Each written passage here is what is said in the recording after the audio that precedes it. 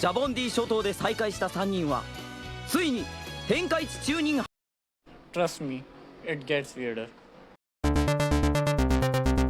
Gintama is one of the weirdest anime you will ever watch, and somehow it's also one of the greatest.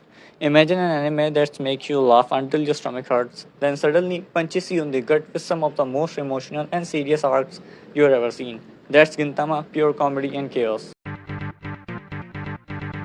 Gintama, created by Hideki Sorachi, is set in an alternate Edo period where aliens have taken over Japan. Our main character, Gintoki Sakata, is a lazy, silver-haired samurai who, along with Shinpachi and Kagura, runs the Eurozuya.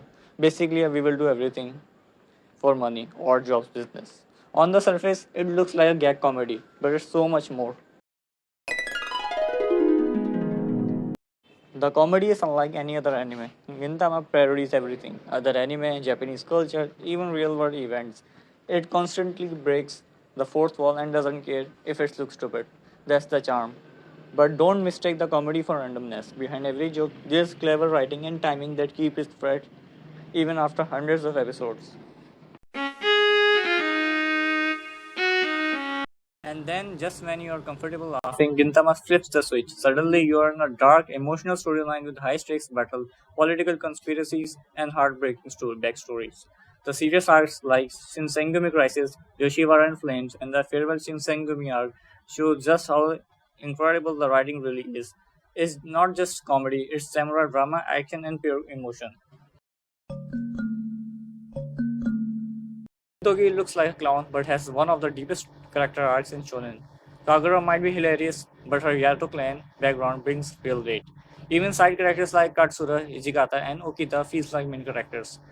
Every character gets their time to shine, whether in a dumb gag episode or an emotional arc.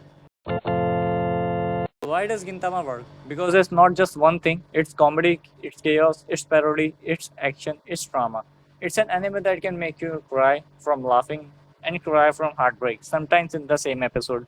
Gintama isn't for everyone. It's long, it takes a while to get into, and some jokes may feel strange if you don't know Japanese culture. But if you stick with it, you will experience one of the most unique and rewarding anime ever made.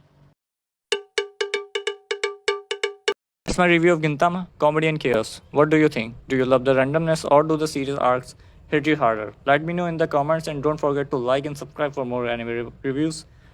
Eurozuya needs your support.